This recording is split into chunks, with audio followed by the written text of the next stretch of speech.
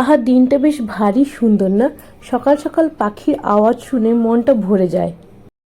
ঘড়িতে বাজে তখন ভোর 5:30। আমি হাঁটতে বেরিয়েছিলাম। হঠাৎ করে একজন ভদ্রমহিলা কি ভদ্রলোক আমি বুঝতে পারছিলাম না, তো দেখতে পেয়েছিলাম। দেখেই বোঝা যাচ্ছিল উনি খুব দুস্থ। তাই আমি ফিরে আসার পথে ওনার জন্য কিছু আমার সামর্থ্য মতো খাবার কিনে নিয়ে এলাম। తిను వద్దు খাও খাও వద్దు খাও। వద్దు నేను తినేది వద్దు వద్దు খাবে না? నువ్వు తిను খাবে না? నువ్వు తిను কেন খাবে না কেন? దీన్ని నువ్వు తినొద్దు বিস্কিট বিস্কিট। దీన్ని నువ్వు తినొద్దు దీన్ని నువ్వు తినొద్దు ওকে ওকে। কাছে গিয়ে বুঝতে পারলাম উনি বাঙালি নন, কিন্তু কি ভাষায় কথা বলছে আমি তো সেটা বুঝতে পারছিলাম না। তোমরা যদি কেউ গাইজ বুঝে থাকো তাহলে আমাকে কিন্তু কমেন্ট করো। আমি ঠিক বুঝতে পারছিলাম না উনি কি বলতে চাইছেন। কথা বলতে বলতে বুঝলাম যে উনি ছেলে নয়, মেয়ে। আর একটা কথা, উনি দুস্থ হয়েও কিন্তু কোনো রকম সাহায্য নিতে চাইছেন না। ব্যাপারটা আমি বুঝতে পারছিলাম না, যে আমি চাইছিলাম যে উনি কিছু খান, কারণ ইনাদেরকে সবসময় কিছু খাওয়ার প্রেফার করাটা উচিত। এনারাও বেঁচে থাকাটা খুবই জরুরি। উনি এতটাই হাম্বল ছিলেন যে হাসি মুখে সাবলীলভাবে আমাকে না না না করে যাচ্ছিলেন, কিন্তু একবারের জন্য কোনো রকম গালাগালিও করেনি, কোনো কিছু উল্টোপাল্টাও কথা বলেনি। আমার বুঝতে প্রবলেম হচ্ছে ভাষাতে, তাতেও কিন্তু উনি একটুও রেগে যাননি। অনেক রিকোয়েস্ট করার পর আমি খুব দ্বন্দ্বের মধ্যে পড়লাম, কারণ উনি খেতেও চাইছেন না, খাওয়ার নিতেও চাইছেন না।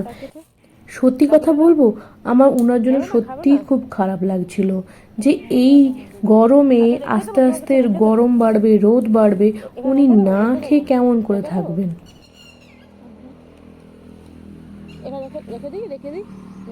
వద్దు వద్దు వద్దు నేను బిస్కెట్ ఇప్పుడు వద్దు నువ్వు తిను গাইজ, আপনাদের কাছে একটাই রিকোয়েস্ট, এইরকম মানুষ যেখানে দেখতে পাবেন কিছু খাওয়ার আর জল অবশ্যই সাহায্য করার চেষ্টা করবেন। সেটা আপনি আপনার সামর্থ্য অনুযায়ী করুন। চাওয়াল খাবে? চাওয়াল চাওয়াল এইখানে একটা হাসি দেখলে আমার মনে হলো উনি ভাত মানে চাওয়াল, এইটা চাওয়ালটা বললে যদি কিছু বুঝতে পারেন, তাই জন্য আমি বলেছিলাম। আর ওনার হাসিটাও কীরকম ঝকঝক করলো। আমি মনে করি উনাদের এই এক একটা ছোট্ট ছোট্ট হাসি আমার কাছে মেডিসিনের মতো কাজ করে। আর উনাদেরকে হেল্প করা আমার কাছে যেন আশীর্বাদ বলে মনে হয়। তোমরাও যদি আমার মতো এরকম ভাবনা চিন্তা করতে থাকো, তো অবশ্যই তোমার সামর্থ্য অনুযায়ী হেল্প করতে পারো। কেক কেক কিছু খাবে না? আমি উনাকে এতবার করে বিরক্ত করছি, কিন্তু উনার মুখের হাসিটা দেখো গাইজ, হাম্বেল হয়ে আমাকে বলছে যে না না না আমি খাবো না। সত্যি হয়তো উনার দরকার ছিল না, তাই জন্য বলেছে হয়তো, কিন্তু আমার তবু খারাপ লাগছিল যে একটা কিছু যদি উনি নিত, একটু কিছু খেত সকাল সকাল, তো ওনার অনেকক্ষণ একটু সময়টা কাটতো। কি বলতে চাইছেন? আমি অনেক করে রিকোয়েস্ট করছি।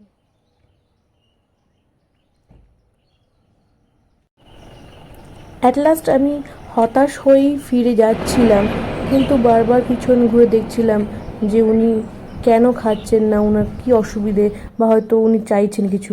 তারপরেই দেখতে দেখতে রাস্তায় আরও একজনের সঙ্গে দেখা হয়ে গেল।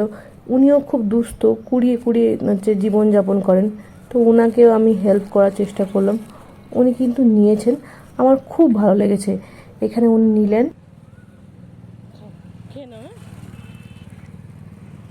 বাড়ি ফেরার পথে আবারও কিছুটা দূরে একজনকে দেখতে পেলাম, ঠিক একদম হাসপাতালের সামনেই বসে আছেন।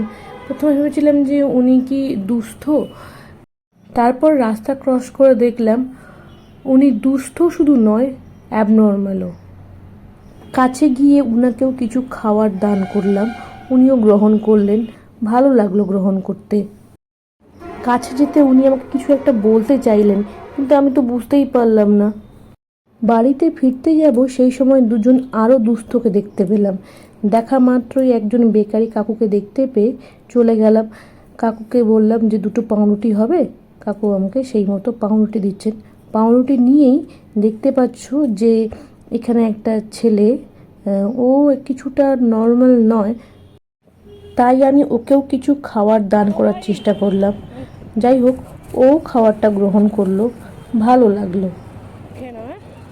এবার আমার বাড়ির ঠিক সামনেই একজন মহিলা বসেছিলেন, ওনাকেও আমি কিছু খাবার দান করলাম, বাট উনি তখন অলরেডি খাচ্ছেন, তবু হয়তো ওনার পরে কাজে লাগবে। নেক্সট ভিডিও দেখার জন্য অবশ্যই চ্যানেলটাকে সাবস্ক্রাইব করে রাখবেন।